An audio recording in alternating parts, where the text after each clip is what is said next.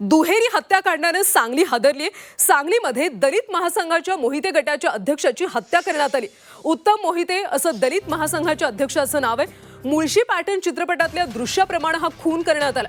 उत्तम मोहिते हे दलित महासंघाचे मोहिते गटाचे संस्थापक अध्यक्ष होते। मंगळवारी त्यांचा वाढदिवस असल्याने रात्री घरासमोर तो साजरा करण्यात येत होता। या निमित्ताने केक कापण्याचा आणि जेवणाचा कार्यक्रम आयोजित करण्यात आला होता। यावेळी शुभेच्छा देण्यासाठी आलेल्या रेकॉर्डवरचा गुन्हेगार शाहरुख शेख यानं उत्तम मोहिते यांच्यावर जीवघेणा हल्ला केला। त्यानंतर रक्ताच्या थारोळ्यात पडलेल्या उत्तम मोहिते यांना सांगलीच्या शासकीय रुग्णालयात दाखल करण्यात आलं, मात्र उपचार सुरू असताना त्यांचा मृत्यू झाला। दरम्यान या घटनेवेळी हल्लेखोर शेख याला संतप्त जमावाकडून बेदम मारहाण करण्यात आली असून मारहाणीत त्याचा देखील मृत्यू झाला। या प्रकरणी पोलीस अधीक्षक तपास करत असून दुहेरी हत्येच्या घटनेमुळे सांगली शहर हादरून गेले।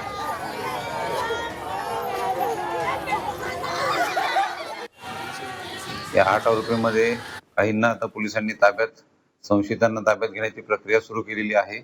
काही आरोपींचा शोध आम्ही घेत आहोत। त्या ठिकाणी माझं सर्व नागरिकांना आव्हान असेल की कोणत्या प्रकारचे अफवा गैरसमज त्या ठिकाणी पसरू नयेत।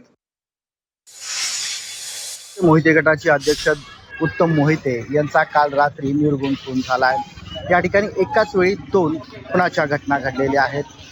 उत्तम मोहिते हे सांगलीमधले एक सामाजिक कार्यकर्ते होते। दलित महासंघाच्या माध्यमातून वेगवेगळे प्रश्न आणि समस्यांसाठी त्यांचं आंदोलन देखील व्हायचं। काल त्यांचा वाढदिवस होता आणि या वाढदिवसानिमित्ताने घराच्या समोरच उत्तम मोहितेंकडून जेवणाचा आणि केक कापण्याचा कार्यक्रम ठेवण्यात आला होता आणि याच कार्यक्रमादरम्यान हल्लेखोर देखील या ठिकाणी शुभेच्छा देण्यासाठी आले होते आणि यामध्ये त्यांच्यात वाद झाला आणि त्यानंतर काही हल्लेखोरांनी उत्तम मोहितेंच्यावर हल्ला चढवला आणि या हल्ल्यामध्ये उत्तम मोहिते यांचा निर्गुणपणे खून करण्यात आलेला आहे। आणि या दरम्यान जी घटना घडली त्यामध्ये एका संशयित हल्लेखोराचा देखील मृत्यू झाल्याची घटना आता समोर आलेली आहे। मात्र या दुहेरी खुनाच्या घटनेने सांगली हादरून गेली आहे। तर अशा पद्धतीने हे हत्याकांड झाले। दलित महासंघाच्या अध्यक्षाची हत्या करण्यात आली। दुहेरी हत्याकांडामुळे सांगली सध्या हादरल्याचं पाहायला मिळतं। सांगलीमध्ये मुळशी पॅटर्न पाहायला मिळाला। जमावाच्या हल्ल्यामध्ये यावेळी मारेकऱ्याचा सुद्धा मृत्यू झालाय। सांगलीमध्ये अशा पद्धतीनं दुहेरी हत्याकांड घडलंय। केक कापतानाच खून झाल्याचं पाहायला मिळतं।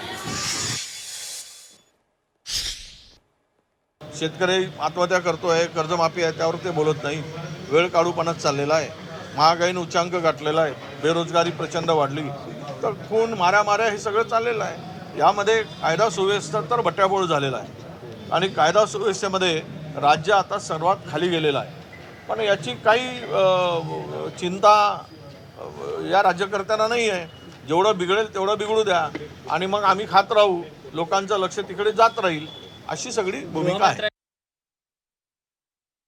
जे फलटणमध्ये डॉक्टर मुंडेचं प्रकरण झालं त्याच्यामध्ये राज्याचे मुख्यमंत्री जाऊन त्या आरोपींबद्दल ज्यांच्या कुटुंबाच्या लोकांनी आरोप केला, मी आरोपी हा शब्द वापरलेला आहे, तर त्या कुटुंबांनी वापरलेला आहे आणि त्यांच्याकडे जाऊन तिथं त्यांच्याचबद्दलचं क्लीन चिट राज्याचे मुख्यमंत्री देत असतील चौकशी न करता, तर मुख्यमंत्री सगळ्यांनाच या पद्धतीच्या दंगाखोर आणि मर्डर करणाऱ्या लोकांना त्या ठिकाणी जाऊन क्लीन चिट देत असेल तर महाराष्ट्रामध्ये अशा प्रवृत्तीच्या लोकांना ताकद मिळतं आहे हे आपण पाहतोच आहे। त्याच्यामुळे सांगलीत असेल, साताऱ्यात असेल, कोल्हापूर संपूर्ण उभ्या महाराष्ट्रामध्ये असेल हे प्रकरण रोज घडताना आपण पाहतो आहे।